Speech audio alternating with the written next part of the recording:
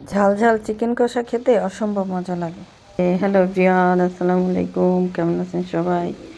আলহামদুলিল্লাহ, আমিও ভালো আছি। ঝাল ঝাল চিকেন কষা রান্না করব, চলেন শুরু করে দেই।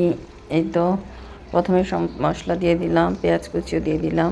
পেঁয়াজ বাটা একটু পরে দিব, তো পেঁয়াজ কুচিটা আগে দিয়ে নেড়ে চেড়ে নিচ্ছি। তো আমরা সরিষার তেল খাই, এই জন্য সরিষাটার তেল দেওয়াতে কালারটা এরকম আসছে আর ফেনে ফেনে আসছে। সেটা যারা সরিষার তেল খান তারা তো জানেনই যে সরিষার তেলে রান্না করলে এরকমই হয়। তো একটু মানে পেঁয়াজ বেরেস্তাটা একটু লাল হয়ে আসলে তারপরে সমস্ত মশলা, মানে আদা রসুনের পেস্ট, তারপর অন্যান্য মশলা এগুলো অ্যাড করে দিব। এই যে একটু আদা রসুন আমি একটু পানি মিলিয়ে তারপরে অ্যাড করে দিছি। তো এখন আবার নাড়াচাড়া দিয়ে একটু কষাই নিতেছি। এটা কষানো হলে অন্য মশলাগুলো একবারে দিয়ে দিব। তো একটু সামান্য পানি দিয়ে নিলাম, নাহলে মশলা চারিদিকে ছেটাছেটি করে, এটা আমার কাছে একদমই ভালো লাগে না। এরপর দিয়ে দিলাম, এখন তো টমেটোর সিজন, তো 2-3 টুকরা টমেটো দিয়ে দিলাম, একটু জিরা দিলাম, একটু এই যে আপনার হলুদ দিলাম, তারপরে মরিচের গুঁড়া দিলাম, সামান্য দিয়েছি কারণ আমাদের বাসায় কেউই ঝাল খেতে পারে না, আপনাদের ভাইয়া আমার বাবু কেউই ঝাল খেতে পারে না। সমস্ত মশলা দিয়ে আবারও একটু কষিয়ে নিচ্ছি। কষানোর সময় হচ্ছে টমেটোটা গলে গেলে, মিশে গেলে চিকেনটা খেতে ভালো লাগবে আর কি। এমনিতে তো আমরা অন্য সিজনে চিকেনের পিউরি মানে টমেটোর পিউরিটা দিই। এবছর হয়েছে এখন টমেটোর সিজন, এর জন্য আমি আস্ত টমেটোটা 2-3 টুকরা করে দিয়ে দিলাম। দেখেন তেলটা উপরে উঠে আসছে। এখন এই যে আমি চিকেনগুলো অ্যাড করে দিব, আস্তে আস্তে হতে থাকবে। ও বাসায় না একটা গাজরও ছিল, তো আমি ভাবলাম যে গাজরটা দিয়ে দিই, আমার বাবু খেতে পারবে।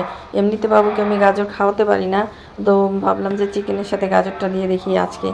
সাথে কয়েক টুকরা আলুও দিয়েছিলাম, তো একটা গাজর ছিল সেটাও দিয়ে দিয়েছি। সত্যি বিশ্বাস করবেন না, খেতে অসম্ভব মজা হয়েছিল এই গাজরটা দেওয়ার কারণে। আমি তো প্রথমে ভাবছিলাম যে মজাই হবে না, পরে দেখলাম যে না, অসম্ভব ভালো লাগছে এটা দিয়ে রান্না করার কারণে চিকেনটা।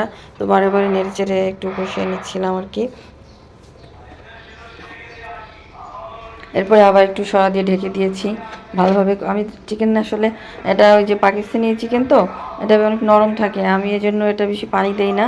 আর হচ্ছে একটু অল্প জালে কষাতে থাকি যাতে ভিতরে মশলাটা ঢুকে, মানে খেতে অনেক মজা লাগে, পানিটা কম ইউজ করা লাগে। এই জন্য অল্প অল্প অল্প জালে মানে এটাকে আমি কষিয়ে তারপরে রান্না করি আস্তে আস্তে। রান্না করতে আমার প্রায় 30-35 মিনিট লেগে যায়। যদিও এটা শক্ত মুরগি না, তারপরে আমি যে আস্তে আস্তে কষিয়ে কষিয়ে রান্না করি।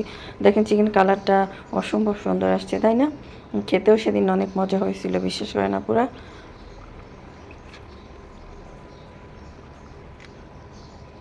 এই তো আমার চিকেনটা রান্না কমপ্লিট হয়ে গেল। বলেন সবাই যে কেমন হয়েছে কালারটা? আমার কাছে তো মাশাআল্লাহ অনেক সুন্দর লাগতেছে। তো আজকের ভিডিওটা এ পর্যন্তই। কেমন লাগছে কমেন্ট বক্সে সবাই জানাবেন। সবার জন্য অনেক অনেক শুভকামনা। ভালো থাকবেন সবাই। আল্লাহ হাফেজ।